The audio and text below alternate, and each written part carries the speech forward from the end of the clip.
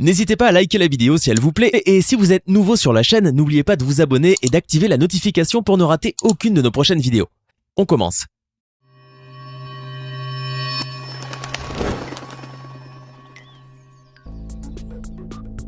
Bonjour et bienvenue à tous. La zone 51, pas besoin d'en dire plus. Tout le monde pense immédiatement aux mythes et aux mystères qui concernent ce lieu. Associée dans l'imaginaire collectif à l'affaire Roswell, la zone 51 est l'un des lieux les plus secrets des États-Unis. Désormais, un événement sur Facebook est organisé pour tenter de dissiper une bonne fois pour toutes les ténèbres qui l'entourent. Des centaines de milliers de personnes ont ainsi décidé d'envahir cette zone. Qu'est-ce que la zone 51 et pourquoi veut-on l'envahir ? Qui sont les personnes qui ont décidé d'y pénétrer et comment comptent-ils s'y prendre ? Si vous ne savez pas pourquoi tout le monde veut envahir la zone 51, alors installez-vous bien confortablement. On a décortiqué pour vous tout le mystère qui enveloppe cette zone. Car oui, la zone 51 est l'objet de tous les fantasmes depuis plusieurs années. Cela est probablement lié aux multiples films de science-fiction qui, dans leur histoire, ont exploité cette zone pour montrer qu'elle abriterait différents objets extraterrestres qui seraient détenus secrètement par le gouvernement américain. Mais si les doutes sont aussi persistants, c'est aussi à cause de l'impossibilité d'y accéder sous peine d'emprisonnement, d'amende, voire même de mort. De plus, les témoignages qui indiquent l'existence de technologies extraterrestres dans cet endroit sont nombreux. Aussi, le gouvernement américain n'a jamais reconnu l'existence de la zone 51 jusqu'en 2013. Située à une centaine de kilomètres au nord-ouest de Las Vegas, dans le désert du Nevada, la zone 51 ne figure officiellement sur aucune carte et rien que cela a suffi en premier lieu à alimenter les excès les plus saugrenus. Une chose est donc certaine, l'activité exercée dans cet endroit est volontairement dissimulée et beaucoup se disent que le gouvernement américain a certainement quelque chose à cacher. Plus étonnant encore, l'US Air Force a nié l'existence de la zone 51, alors même qu'elle avait été filmée par un satellite russe. Plusieurs personnes se sont donc demandé ce qui pouvait se passer véritablement dans la zone 51. On se rend facilement compte de l'importance de cet endroit en observant son système de protection. La base est interdite d'accès à moins de 40 km sur l'intégralité de son pourtour. Elle dispose d'un dispositif de protection rapide et efficace, son espace aérien est gardé par des radars et à la moindre pénétration dans la zone 51, des chasseurs F-16 et des hélicoptères interviennent. Il y a même des panneaux délimitant la zone sécurisée où on peut lire « Use of Deadly Force Authorized » ou en français « Le recours à une force létale est permis ». Une phrase qui laisse entendre que les militaires sont autorisés à faire usage de leurs armes pour protéger les lieux. La menace a d'ailleurs été mise à exécution pas plus tard qu'en février dernier. Un homme ayant parcouru plus de 13 km en voiture dans la zone interdite aurait été abattu par les militaires. Ainsi, on constate deux choses. 1. Son existence est tenue secrète et 2. Elle dispose d'un dispositif de protection impressionnant et inégalé. Qu'y a-t-il donc de si important à protéger ? Serait-ce vraiment des extraterrestres ou simplement des tests d'avions espions ? Commençons par la théorie des extraterrestres. Selon les ufologues les plus sérieux, s'il en fut jamais, la zone 51 contiendrait des vestiges d'un ovni récupéré après un crash. C'est par exemple ce que pense Robert Hochler, technicien à la NASA de 1974 à 1977, et des dizaines d'autres témoignages plus ou moins farfelus qui attestent qu'il y aurait de véritables extraterrestres cachés dans la zone 51. Parmi tous ces témoignages, celui de Bob Lazar est le plus connu. Bob Lazar apparaît sur le devant de la scène pour la première fois en 1982 dans le Los Alamos Monitor. Dans un article, il affirme avoir travaillé au secteur 4, un lieu proche de la zone 51, et déclare avoir été amené à travailler avec d'autres scientifiques sur la propulsion d'un nouveau genre d'appareil militaire ressemblant aux soucoupes volantes des cultures populaires. Il pensa alors que les observations d'OVNI étaient en réalité les vols d'essai de ces engins appartenant à l'armée de l'air des États-Unis. Mais, au fur et à mesure de ses recherches et de la lecture de plusieurs documents, il se persuade que les 9 engins entreposés à la S4 étaient d'origine extraterrestre. Dans son témoignage, il explique que lorsqu'il monta à bord de l'un de ces appareils pour en examiner l'intérieur, il eut la sensation que cet engin était construit pour une personne d'une autre morphologie que celle d'un pilote humain. Ce sont les déclarations de Bob Lazar qui rendront mondialement célèbres les théories de technologie extraterrestre cachées à la zone 51. Cependant, et heureusement, tout le monde ne croit pas aux théories qui soutiennent l'existence des petits bonhommes verts. En effet, beaucoup d'autres personnes pensent qu'il y a simplement eu confusion. Durant les années 50, l'armée américaine a instauré une base secrète dans le Nevada afin de tester le Lockheed U-2, un avion de reconnaissance au design particulier qui est facilement passé pour un objet extraterrestre. Ainsi, durant les années qui ont suivi cette période, bien d'autres avions ont été testés et la soucoupe qu'aurait vue Bob Lazar n'aurait donc été qu'un avion construit par des mains d'hommes. En ce qui concerne les lumières que certaines personnes ont vues, elles ne sont pas produites par les ovnis selon Popular Mechanics, un magazine américain spécialisé dans la science et la technologie. Cette lumière ne serait, selon le magazine, que le signal d'appel Janet, émis par une compagnie aérienne lorsqu'elle transporte les employés depuis l'aéroport McCarran de Las Vegas jusqu'à la zone 51.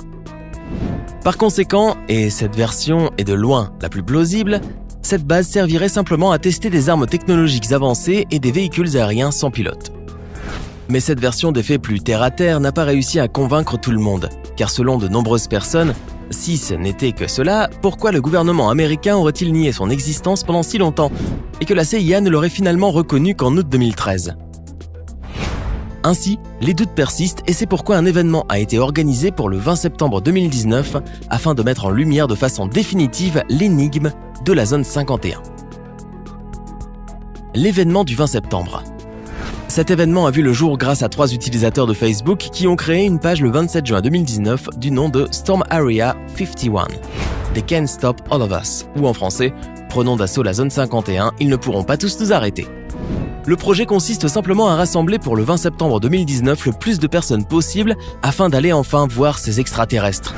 Objectif : forcer l'entrée de la base militaire, percer ses mystères, et même libérer les aliens qui y seraient détenus. Le lieu du rendez-vous est sur le parking d'une boutique vendant des t-shirts et des babioles au milieu du désert du Nevada à 3h du matin en pleine nuit. Environ 1 800 000 personnes pour le moment ont annoncé participer à cet événement et l'organisateur du plan déclare sur le groupe « Nous nous rencontrerons tous à l'attraction touristique Area 51 Alien Center et nous coordonnerons l'invasion. Si nous courons comme des Naruto, nous pourrons aller plus vite que leurs balles. Allons voir les extraterrestres. » Si vous êtes intéressé à prendre d'assaut la zone 51, sachez que la course Naruto fait référence à la série animée Naruto, dans laquelle le personnage Naruto est présenté en train de courir les bras derrière le corps. Cette information sera évidemment essentielle pour éviter les balles le moment venu. Les envahisseurs seront divisés en 3 groupes, les lanceurs de pierres, les coureurs Naruto et les Kyles. Les Kyles seront tous des adolescents passionnés de musculation et qui aiment frapper les murs. Jackson, un utilisateur Facebook enthousiaste, a publié un plan d'action détaillé sur l'événement, expliquant comment les Kyles formeraient la ligne de front pendant que les lanceurs de pierres lanceraient des cailloux sur l'inévitable résistance. Pendant ce temps, 2 bataillons de coureurs Naruto courront à toute vitesse sur les flancs nord et sud et surchargeront la base. Mais est-ce que cet événement est véritablement sérieux ? Eh bien, désolé de vous décevoir, mais en fait non, c'est une blague. En effet, un message épinglé en haut de cette page Facebook indique que ceci est une blague. Les créateurs de cette page mentionnent même qu'ils n'ont pas l'intention d'exécuter ce projet et qu'ils se disaient seulement que c'était amusant comme idée de page Facebook et que cela leur permettrait d'avoir quelques likes. Il faut croire qu'ils ont réussi leur mission et même au-delà, puisque leur page a attiré l'attention du monde entier. Bien que cela n'ait été qu'une plaisanterie, de nombreux participants prennent très au sérieux ce projet et comptent véritablement s'y rendre. Ainsi, ce qui était au départ une blague est devenu un véritable problème pour les créateurs de ce groupe qui craignent désormais les retombées. Néanmoins, cela était presque prévisible.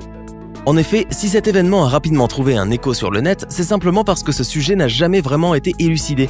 Et les curieux sont bien nombreux à vouloir éclaircir ce mystère une fois pour toutes. De ce fait, qu'il y ait des personnes qui prennent cela au sérieux est, pourrions-nous dire, assez naturel.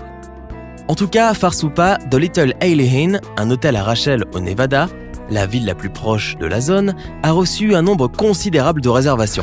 La co-gérante de l'hôtel, Connie West, affirme que cela est insensé, d'autant plus que toutes ces réservations sont sérieuses et que des gens vont véritablement venir. Ces considérations portent à croire que ce projet sera probablement exécuté, même si à l'origine ce n'était qu'une farce.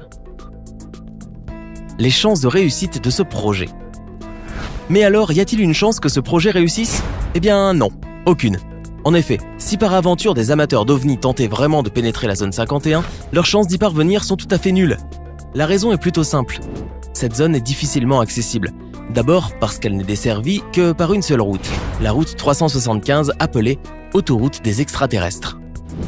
Ensuite parce que cette zone est sous surveillance permanente de l'armée américaine. De plus, un périmètre de sécurité de 40 km entoure la base, il est délimité par des barrières, des caméras ainsi que des détecteurs de mouvement. Ainsi, si des personnes décident d'y accéder, dans le meilleur des cas, elles seront immédiatement arrêtées et recevront une amende bien salée. Pire encore, comme nous l'avons déjà dit, les personnes qui tentent d'accéder à la base prennent de sérieux risques de se faire mettre en joue par des militaires prêts à tout pour leur en empêcher l'accès. Par ailleurs, cet événement a tellement fait parler de lui que cela a poussé les autorités à réagir. C'est ainsi que la porte-parole de l'armée de l'air américaine, Laura McAndrews, a indiqué au Washington Post que les services du Pentagone avaient pris acte de l'existence de cette page Facebook et, lorsqu'il lui a été demandé ce qui arriverait aux personnes qui tenteraient de pénétrer dans la zone, elle a d'abord répondu qu'elle ne pouvait pas s'étendre sur les procédures de sécurité. Elle a toutefois lancé un avertissement. « Nous décourageons toute personne qui tenterait d'entrer dans la zone où les forces aériennes américaines s'entraînent. L'armée se tient toujours prête à protéger les intérêts américains. » On se demande tout de même si les militaires oseraient vraiment abattre des milliers de personnes à la fois. Cela risquerait véritablement de créer des problèmes nationaux terribles. On pense qu'il est plus probable que ce jour-là, les forces armées se tiennent en nombre devant le début du territoire interdit et qu'ils en protègent l'accès férocement mais sans recourir à la violence. Alors, que pensez-vous de cet événement ? Pensez-vous que des gens vont vraiment envahir la zone 51 comme ils l'ont annoncé ? Et à votre avis, que cache vraiment le gouvernement américain dans cette zone ? Dites-le nous dans les commentaires. Si vous avez aimé la vidéo, n'oubliez pas de mettre un pouce bleu, vous abonner et de la partager avec vos amis.